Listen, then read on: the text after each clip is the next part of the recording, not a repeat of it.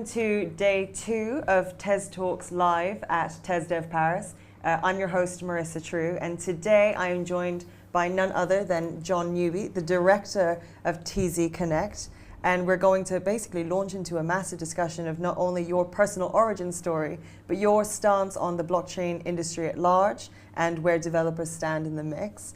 So, of course, as is typical with all these conversations, let's start with a bit of an introduction. Who are you? What was your origin story, and what brought you here today? I'm John Newby. I'm the director at TZ Connect in Berlin. And I'm brought here today by the very early days of the internet and my path from what we never called Web 2 into what we now call Web 3. So to dig into that a little more, you started your career in the internet or the digital space very early on because a lot of your work was actually during the original .com era. Yeah. I was in my last year at university when the web became a thing. And initially I didn't really see the point of it because I was just all text mode. But my then boyfriend was a fine arts graduate and loved the pictures. And so when I left university, rather than go and work for an insurance company or any of the boring things that I had imagined that I might end up doing, I went into this brand new industry where nobody knew anything. If you'd been doing it for 6 months, you were an expert. And we were actually making websites which people would see, which my parents would see, which was so exciting. So you were starting off in the industry at a time where you really had the capacity and ability to morph it into what it eventually became. But then a lot of people hold that time almost in a very jaded way because they consider it the .com bubble, and there was a lot of damage that it brought as much as new opportunity. So why do you still hold it with so much optimistic regard relative to many of the others that didn't? Yeah, we were so full of hope in those days. We thought that the old order was gone and the new order was going to be extraordinary. And it was the time of GeoCities when everybody was publishing, and Google was just a glint in someone's eye. And you could just do anything that you wanted to. You had to build everything yourself. There were really no standards. And there was this opportunity to become wealthy, which just life in the UK in the 1990s didn't really offer that. So there was just this sense that there were of unlimited possibilities and they were all within reach.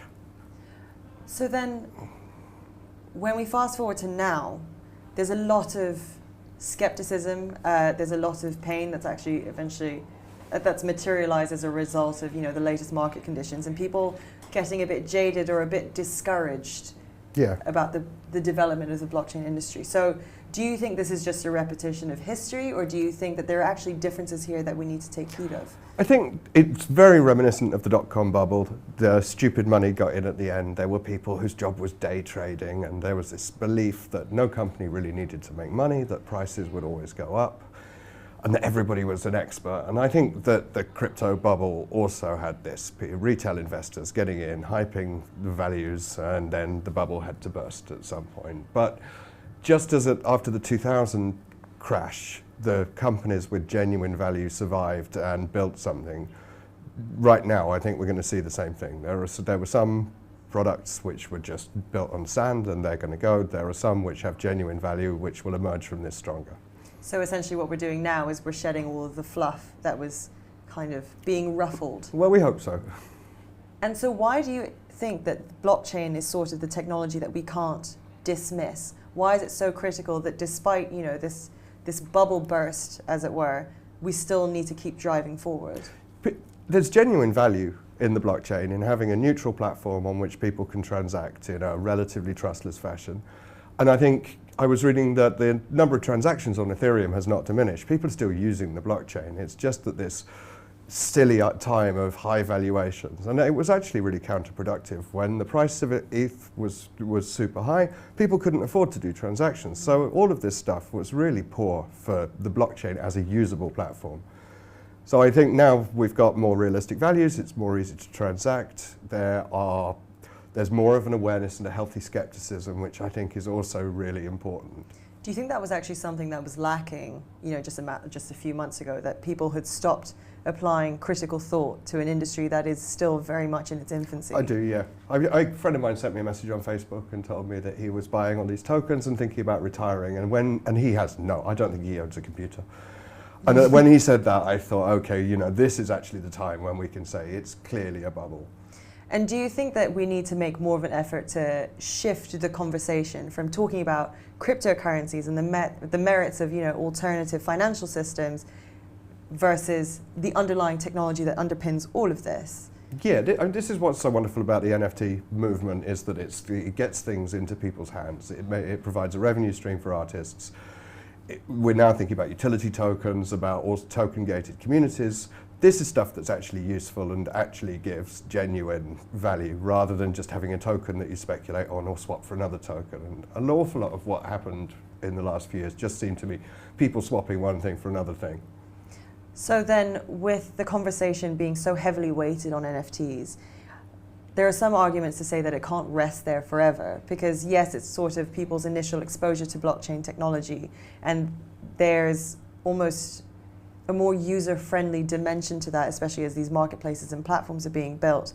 But eventually, people need to be exposed to more than just NFTs. So where do we go next? Again, I think it's somewhat similar to the early days of the web. Like if we think about the websites we were building in the 90s, we didn't have client-side validation, we didn't have moving pictures, but we had these web pages, and people got used to using a web page, and then the computers became more powerful, bandwidth was cheaper, and we had rich content and meaningful interactions. But I think until people have had a certain amount of exposure, they're not really going to be skilled enough to actually negotiate more complicated blockchain protocols, and then maybe they can think about DAOs and they can join up the products in ways that are quite interesting. So, as the entry-level blockchain product that really got mass adoption, I think NFTs have been really useful, and I think that gradually they will gain more utility and more functionality, and people will spread out into more complicated application areas. But then on the development side of things, do you think we're still a bit too early on to have all of this ready? Are we still very much dealing with the first drafts of these products? Yeah, absolutely. Right. Yeah. And again, the usability is not so great. We have to have a conversation about risk management. We have to talk to people about how to keep their keys secure. Mm-hmm. There's an awful lot of education that we must do before people are ready to do more meaningful interactions on the blockchain. So a lot of past interviews I've done, one of the big sort of consensuses that were reached was the idea that we need to make the technology part of this invisible. We need to focus on the user experience of all of this, so that the everyday person interacting with blockchain technology would engage with it in the way that they engage with this Web 2 internet or the classic internet as we know it. But like we said, we're quite a far away from that. Yeah. So what sort of timeline are we looking at in your mind, and based on your experience as a developer and seeing the pace of what's being engineered mm-hmm. these days? Is this on the horizon? Do we still have another decade to go? The world's so networked now that things move much faster than they used to in the 1990s. But in the 1990s, database creators used to sponsor all sorts of things. The websites would say, this is built on Oracle, this is built on Microsoft SQL Server. Nobody talks about database technology anymore because it's just being commoditized and it's not interesting. I think this is going to be the situation with blockchain. In the end, we'll be talking about the share tokenization you can do, or property you can trade, or whatever it is, and which blockchain it's on will be less important than the functionality that you get as a consumer. And that's actually another interesting point when it talks about which blockchain it's on, because there's two schools of thought: the winner takes all argument and the multiple blockchain universe, where everything's sort of interconnected across different bridges. In your view, is there one road to this?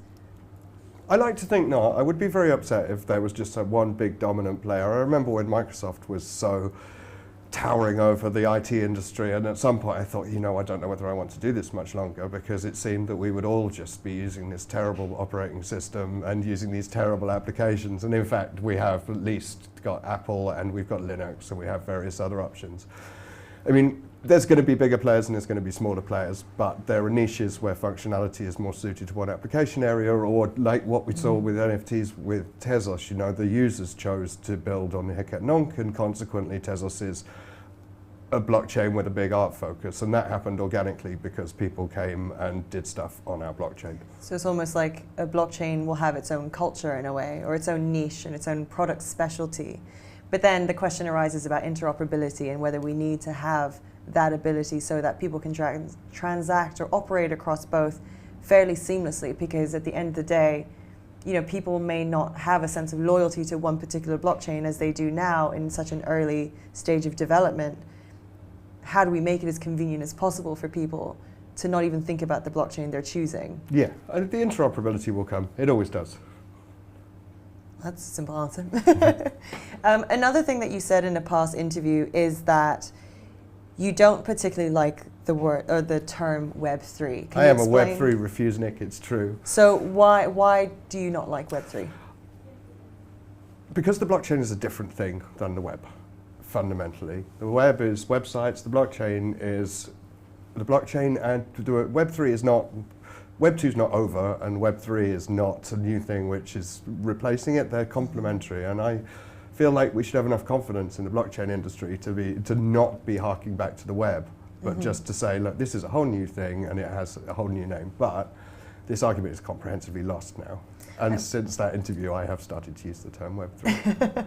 I mean, Web3 is such like it's a broad definition term. It's almost defined by the person who chooses to use it in conversation. Yeah. So, and that actually, very frankly, doesn't actually help a lot of the skepticism around the space, because no one can tell each other with absolute confidence what it is on the belief that everyone else is going to agree with their definition of it. So, if you wouldn't mind, what does it actually mean to you if you've started to use this term recently? So Web 1, I think if we're going to use the Web 1, Web 2, Web 3, I think Web 1 was the time when everybody was making content and we were all like hosting our own websites, and there was quite a high degree of like technological ability.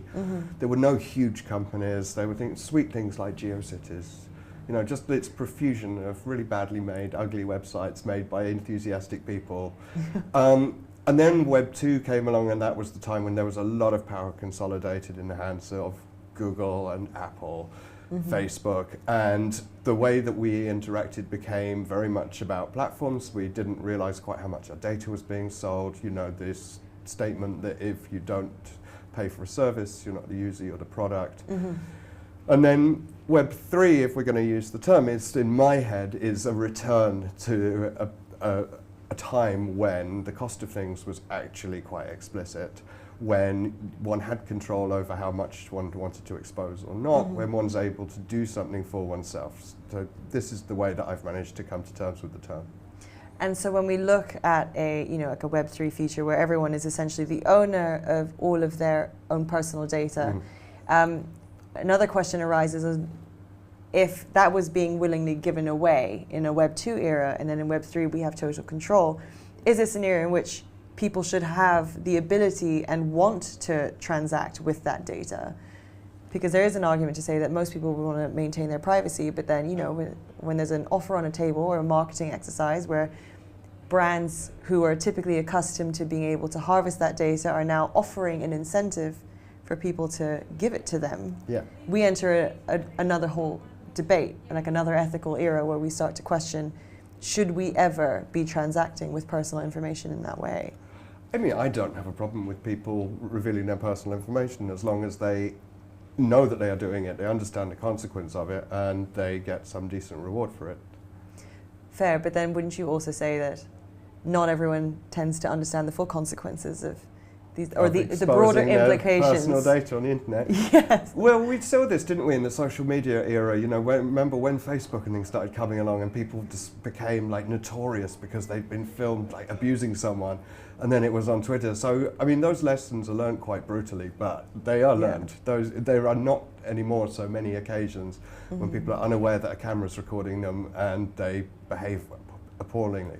Except with something like blockchain technology, it introduces an even greater sense of permanence. Yes, because with Web 2, we already understood that if it was on the internet, it was there forever. But blockchain makes that absolutely true. Yeah, when we do talks on blockchain, one of the things that we really concentrate on is saying, do not put PII, personally identifiable information, on the blockchain. This is what it is. Even if it's encrypted, it's still PII. Don't put it on the blockchain.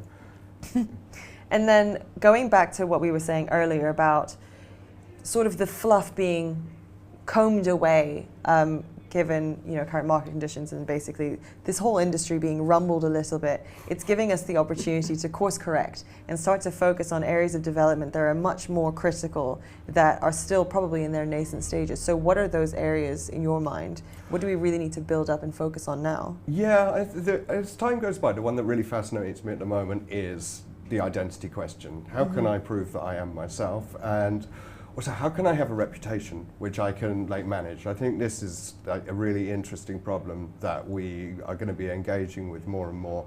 So how do you know that it's me when you interact with me? And also, how do you know what other people's experiences of me were, so that you can make a knowledgeable decision about whether you wish to transact with me? And so these are the sort of the foundation layer questions that we need to ask ourselves, and almost the foundation technology that we need to develop. But at the same time, we're looking at brands getting heavily invested in this space and developing their own metaverses or developing their own NFT campaigns. So there's a lot of popularization of this technology. Do you think that they should be happening concurrently, or we need to go back to basics and focus on those fundamentals first? Or do you think that the more mainstream attraction and sort of this parade that we're taking on world tours is also as critical? I think they all have to progress at the same time, because you don't know what you need your online identity for unless you have use cases. It has to evolve in response to actual needs.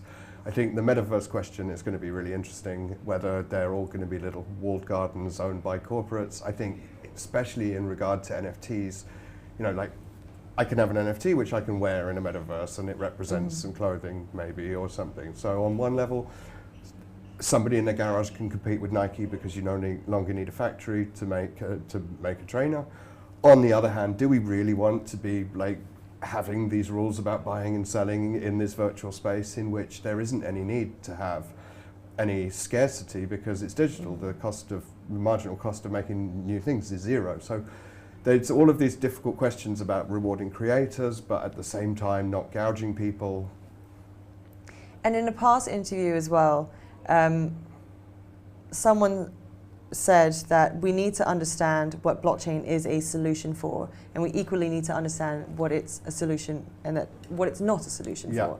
So what are the areas in which you think blockchain is not actually an adequate solution for that potentially we're trying to force? Yeah, I mean, whenever people say that they want to put blockchain into a product, you do have to ask the question, why are you putting blockchain into a product? Anywhere where you know all of the participants, there's very little point in having a blockchain, I think. If you already trust people and you don't need to transact with strangers, the blockchain use cases diminish quite radically. Anything where you need to store lots of information, obviously. Anything where you might want to erase the data, obviously. So, blockchains are amazing and the only solution to quite a narrow set of problems. But when we build a product on blockchain, the non-blockchain part is 90%. We use it as little as we can and we store as little as we can get away with. So where do you think it's actually most powerful in application? I think in being a genuinely neutral platform which can be its own source of truth and where people can record what they have done. This is the killer app, is that there's no other way that I can imagine that we could have a genuinely neutral platform that you and I can transact on and know that neither of us can influence it. And then when we speak of the killer app, how do we define that? Yeah, I mean, I guess we haven't seen it yet. Yeah. Or we would know. But what would it be? Yeah, what kind of qualities do you reckon something would need to have to even be considered as a potential killer app?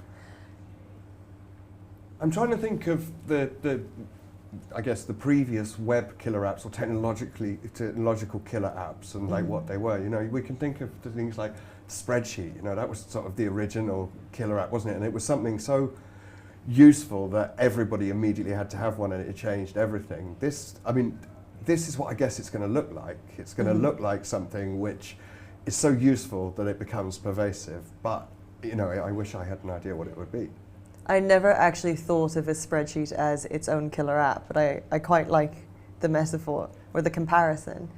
And then, so to bring this to what TZ Connect is actually working on, because you're a very active developer space, where are your priorities in development for Tezos? We really like doing stuff which gets the technology into the hands of people. So we built the live minting thing here. We did the one at South by Southwest where we met each other. And we try to do it in a way which is really easy to set up, really inexpensive and extremely straightforward. So we build NFT minters which can be run by people on little tiny servers. We make a little tiny indexer which just does one job well.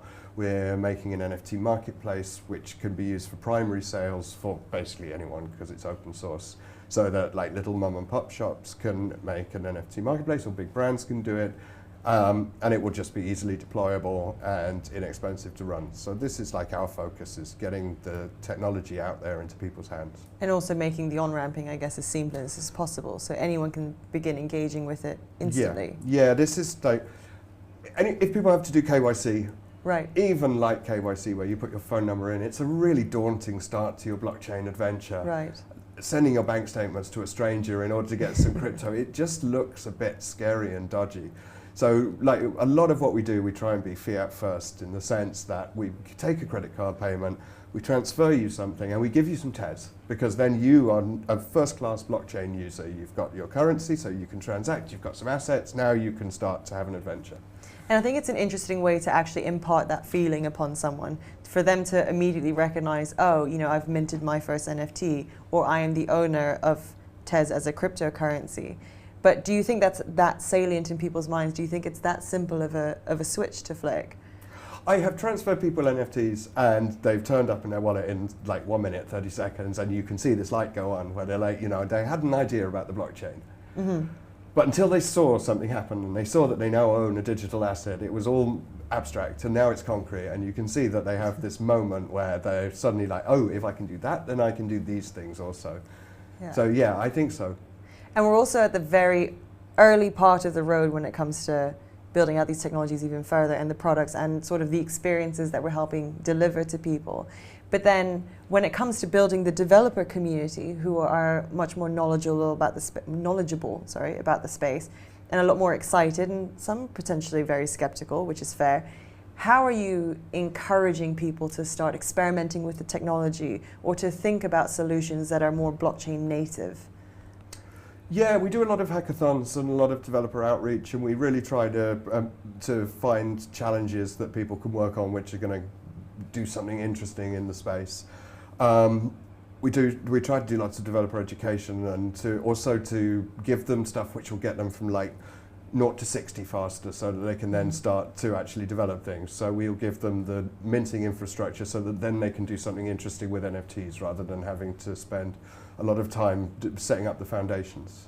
And then from your side of things, like your personal perspective, do you think there's a unique sort of culture that's associated with, you know, the blockchain developer community? Yes, in both good and bad. You know, blockchain bros are a phenomenon, and there's a lot of really ridiculous like partiality. You know, dissing different blockchains because your one's the best, and really hyping it and pretending that absolutely everything in blockchain is extraordinary, whereas in fact, you know, we both know that it's complicated and there are good points and bad points.